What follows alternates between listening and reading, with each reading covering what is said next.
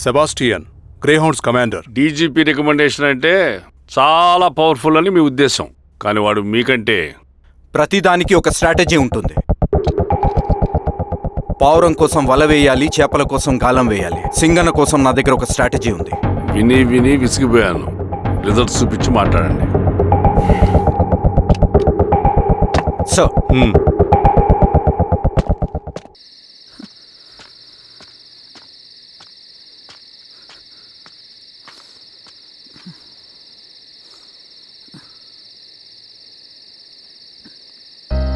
ఏమైపోయావన్నా ఇన్ని రోజులు? అసలు ఎలా ఉన్నావన్నా?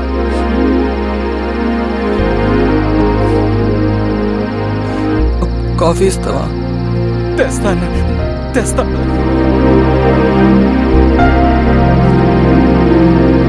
ఇదిగో అన్న.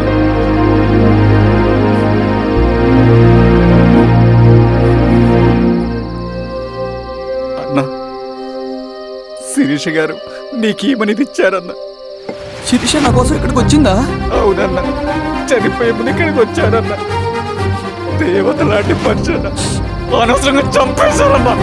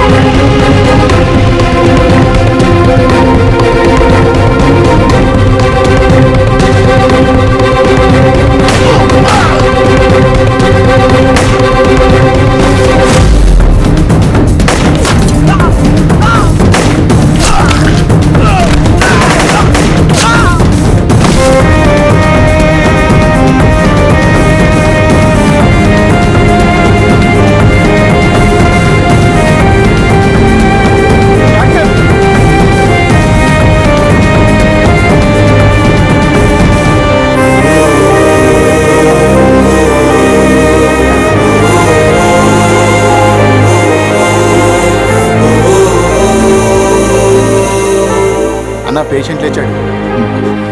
అన్నా అన్నా ఎక్కడికన్నా? నా పనుంది, ఆగురా. అన్నా రే ఆగు.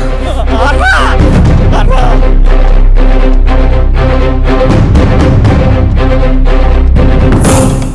నా నక్సల్ నాయకుడు సింగన్న లొంగుబాటు ఎంతో కాలంగా శ్రీరామగిరి చుట్టుపక్కల పోలీసులని తీవ్ర ఆందోళనకు గురి చేసిన ప్రజా ప్రతిఘటన దళ నాయకుడు సింగన్న నేడు గ్రేహౌండ్ పోలీసుల సమక్షంలో జనజీవన స్రవంతిలో కలిసిపోయాడు. తన తదుపరి కార్యాచరణ త్వరలో వెల్లడిస్తానని సింగన్న చెప్పారు. సింగన్న సుదీర్ఘ పోరాటం నుంచి అకస్మాత్తుగా జనజీవన స్రవంతిలో కలవడానికి కారణం ఇంకా తెలియాల్సి ఉంది. స్ట్రాటజీ గురించి చెబుతుంటే నేను ఏమో అనుకున్నా.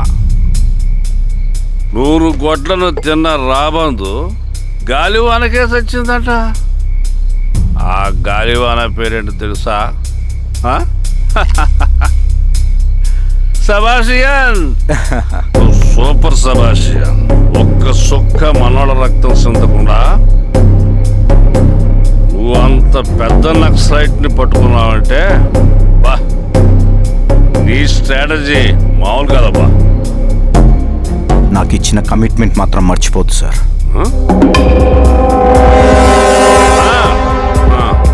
చేసాబో, తీసుకో. పోయొస్తా. సూపర్ అబ్బా, సూపర్.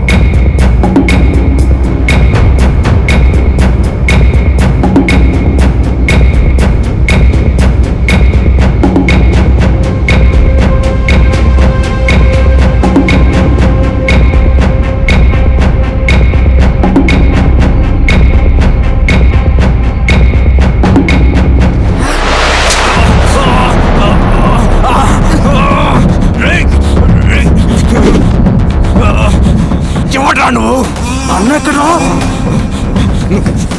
నువ్వు సింగన్న మనిషివా? అడిగిన దానికి మాత్రం సమాధానం చెప్పు. సింగన్న కోసం చేస్తావా? భవిష్యత్తు గురించి ఇప్పుడే మాట్లాడా? జీవితం మీద ఆశుంటే చెప్పరా? నాకు టైం లేదు. చెప్పను. నీ గొంతులో దిగిన మామూలు కత్తి కాదు, విషం పూసిన కత్తి. 2 నిమిషాల్లో నీ చావా బతుకో డిసైడ్ అయిపోతాయి. చెప్పు. చెప్తాను. శ్రీనివాస లాడ్జిలో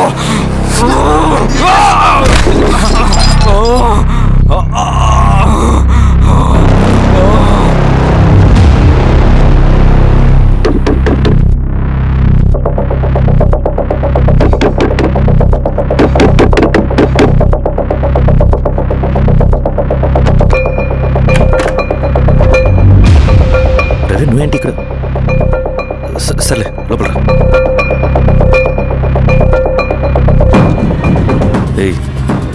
ఏంట్రా ఇది?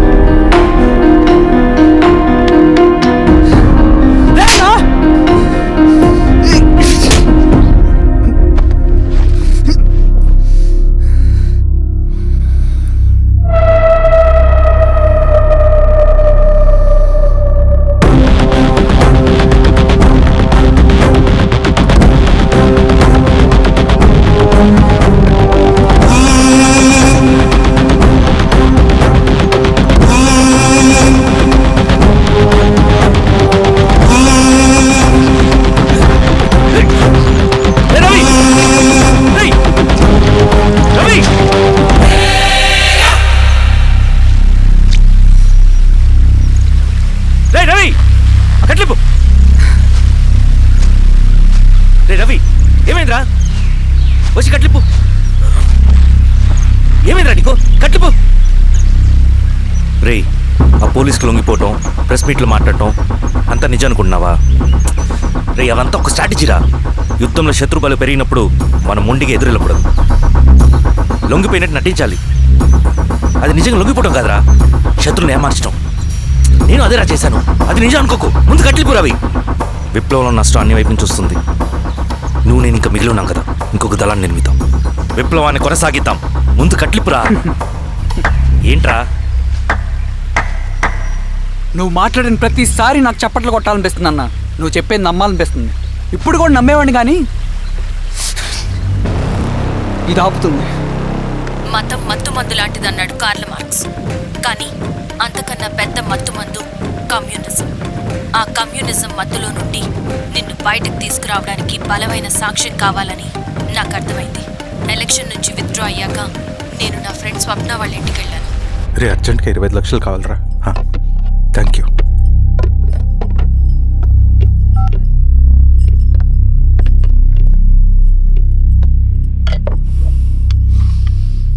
చాలు.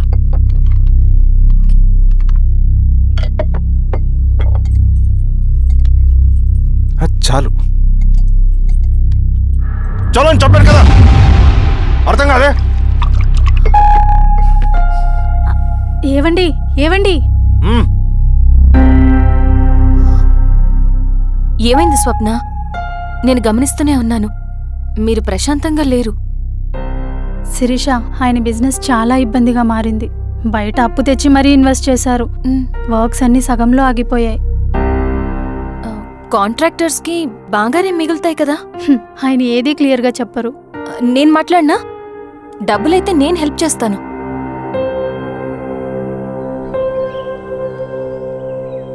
అన్నయ్య, చెప్పమ్మా.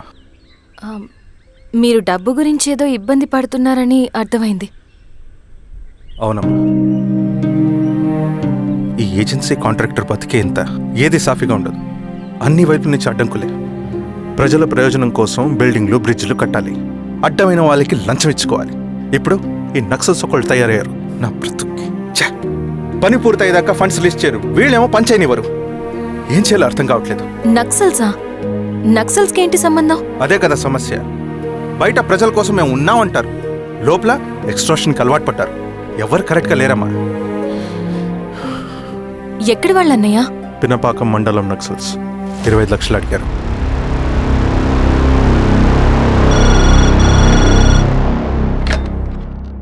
హలో ధర్మ, ఆ సింగన్న దళం గురించి నీకు ముఖ్యమైన విషయం చెప్పాలి. సరే, ఓకే, బాయ్. నీతో పర్సనల్గా మాట్లాడాలి. బయటకెళ్ళు. చెప్పు. అన్నయ్య చనిపోయిన తర్వాత ఎలక్షన్స్ లో పోటీ చేసిన నన్ను సింగన్న దళం కిడ్నాప్ చేశారు. కానీ అక్కడ ఒక వ్యక్తిని చూశాను. ఆ వ్యక్తిని అన్నయ్య చనిపోయే ముందు తన దగ్గర డబ్బులు తీసుకోవడం గమనించాను. ఆ క్షణమే సింగన్న దళంపై నాకు అనుమానం వచ్చింది. I'll take care.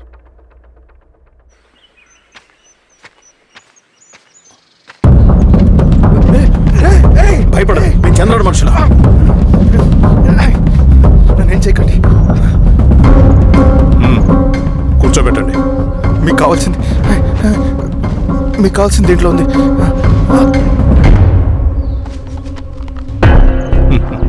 కాంట్రాక్టర్ డబ్బులు కదా, కొత్తగా ఉన్నాయి.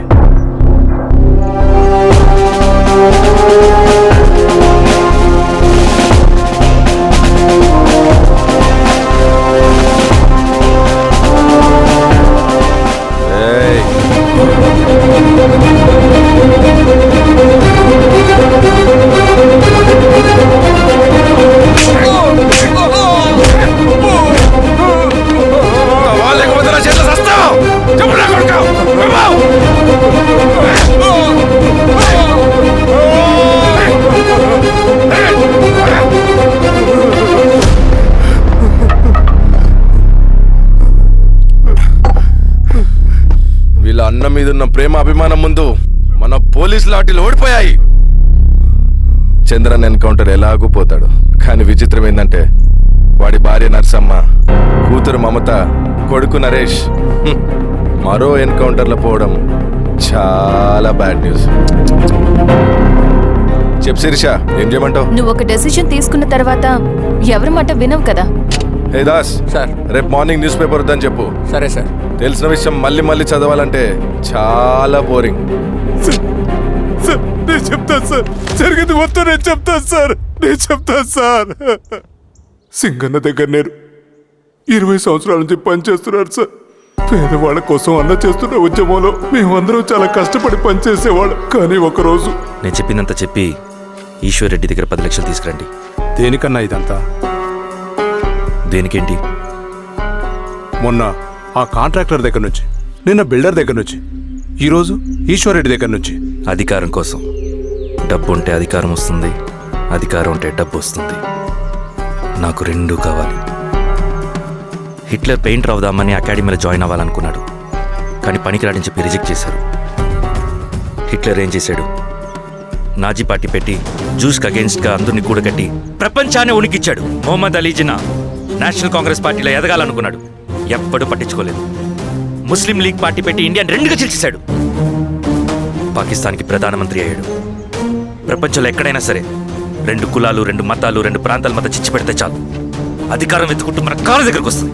జమ్మూ అండ్ కాశ్మీర్ నుంచి మహారాష్ట్ర, గుజరాత్ ఎక్కడైనా సరే, ఎవరైనా సరే ఇదే గేమ్. నేను అంతే. ఒక మామూలు కార్యకర్తగా దళంలో చేరాను నేను. కానీ ఈరోజు న్యూస్ పేపర్లైనా సరే, జనాల్లో అయినా సరే, ఎక్కడైనా సరే ఒకే పేరు, Singanna, Singanna, Singanna. And I love that. Naxals కొంటే ఈ అడవినే శాసిస్తాం, రాజకీయాల్లోకి వస్తే రాష్ట్రాన్ని శాసిస్తాం. చంద్ర, మన చదువులకి, మన తెలివితేటలకి ఈ అడవిలోనే మగ్గిపోవాలా? నువ్వే ఆలోచించుకో. ఆ మాటలు విన్న నేను ఆలోచనలో పడ్డాను. తన స్వార్థం కోసం ఉద్యమమును పెడదారి పట్టిస్తున్నాడని అప్పుడే అర్థమైంది. కానీ నాకు వేరే దారి లేదు. సింగన్న ఆదేశం ప్రకారం మేము వెంటనే వెళ్ళి ఈశ్వర్ రెడ్డిని కలిశాం. సింగన్న పార్టీ ఫండ్ కోసం 10 లక్షలు ఇమ్మన్నారు. ఆ డబ్బులిస్తే రైతు కూలీ సమస్య ఉండదని చెప్పమన్నారు. అంత డబ్బా నేనెందుకు ఇవ్వాలి? నువ్వు గెలుస్తావనే భ్రమలో ఉన్నావు. ప్రజలంతా అమాయకులు కాదు రెడ్డి. ఈ ఊళ్ళో ఏం జరుగుతుందో నువ్వు మాకు చెప్పక్కర్లేదు. మీకు పార్టీ ఫండ్ ఇస్తే మాత్రం నేను గెలుస్తానని గ్యారంటీ ఏంటి? తప్పకుండా గెలుస్తావు. ఆలోచించుకో, తెలివైన వాడివి.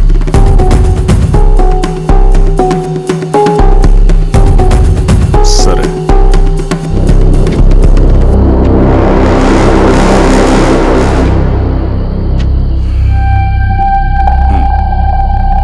కానీ నాదో కండిషన్. నేను సింగన్ని పర్సనల్గా కలవాలి. చూస్తా. కానీ ఒక విషయం, ఈ మ్యాటర్ బయటికి రాకూడదు. జాగ్రత్త. సింగన్న స్ట్రాటజీ ప్రకారం మాకు ఈశ్వర్ రెడ్డి దగ్గర నుంచి డబ్బులు వచ్చాయి. అప్పుడు నరసింహుల్ని పిలిపించి, నువ్వు ఎలక్షన్ నుంచి విత్డ్రా అవ్వాలి నరసింహులు. విత్డ్రానా? 30 సంవత్సరాల తర్వాత వచ్చిన అవకాశం అన్నా ఇది. గెలిచే ఎన్నికల్లోంచి తప్పుకోమంటారేంటి? ఎందుకన్నా? నిన్ను ఈ ఎలక్షన్లో నిలబెట్టింది కమిటీయే, విత్డ్రా చేయమనేది కమిటీయే. సెంట్రల్ కమిటీ ఏం డిసైడ్ చేసినా అది మనం ఫాలో అవ్వాలి. మనకి వేరే ఆప్షన్ లేదు.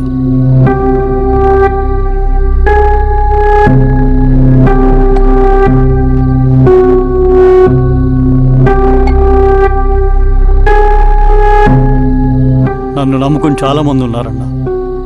మీరు వద్దన్నా సరే నేను ఇండిపెండెంట్గా పోటీ చేస్తా. నీ పట్టుదల నాకు అర్థమైంది నరసింహులు. సెంట్రల్ కమిటీతో మరొకసారి నేను మాట్లాడతాను. కొంచెం వెచ్చి, తొందరపడద్దు. లాల్ సలాం. లాల్ సలాం. తన మాటకి ఎదురు చెప్పిన నరసింహుల్ని క్రూరంగా హత్య చేయించి, ఆ హత్యను ఈశ్వర్ రెడ్డి చేయించాడని అందరినీ నమ్మించి, ఆ తర్వాత ఈశ్వర్ రెడ్డిని కూడా. ఏంటి ఈశ్వరరెడ్డి గారు, కలుద్దామనుకున్నాం కానీ ఇలా కలుస్తామనుకోలేదు. ఏంటంత కోపం? ప్రజానాయకుడు నరసింహులు చంపినందుకు నీకు మరణదండనే. ఇంతకీ నన్ను ఎందుకు కలుద్దామనుకున్నావు? నర్సన్ చావుకి నాకు ఏ సంబంధం లేదు. నిన్ను కలిసి ఊరు సమస్యలు, ప్రజా సమస్యలు పరిష్కరించు. అడవికి సింహం రాజు, అడవైనా ఊరైనా ఈ సింగన్నే రాజు.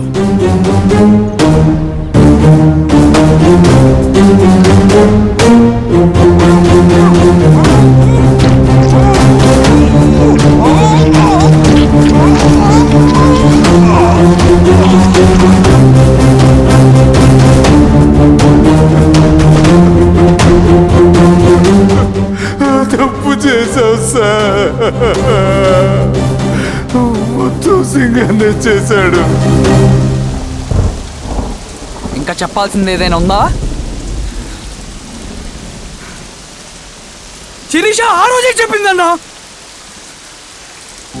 ఇన్నాళ్ళ పోరాటంలో ఏం జరిగిందన్నా? ఏమీ లేదు. శిరీష వల్ల వాళ్ళ ఊర్లో రైతులకు భూములు వచ్చాయన్నా. నీ వల్ల చాగి అన్యాయంగా గొంతు కోసుకున్నాడన్నా. నరసింహులు, ఈశ్వర్ రెడ్డి, ఇంకెందరో అమాయకులు నీ అధికార దాహం వల్ల బలైపోయారు.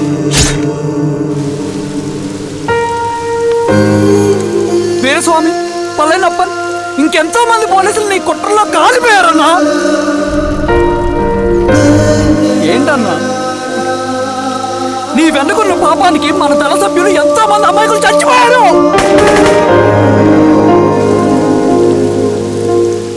ఆ జనాలు అమాయకులన్నా. నువ్వు మాటలు చెప్పి రెచ్చగొడితే నువ్వేదో సమాజాన్ని ఉద్ధరిస్తావని నీ వెనుకున్నారు.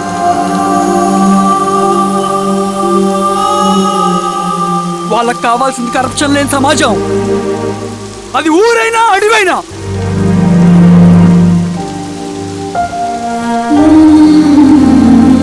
దేవతలాంటి అమ్మాయి అన్న బతికినంతకాలం అందరి జీవితాన్ని బాగు చేసిందన్నా.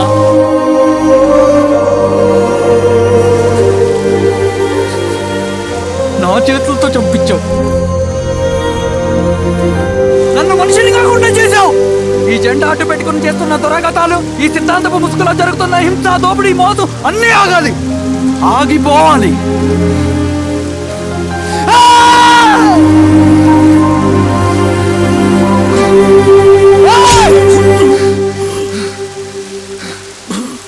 నువ్వు చెప్పిన సమాజం స్థాపితం కావాలంటే నువ్వు సమాధి కావాలి.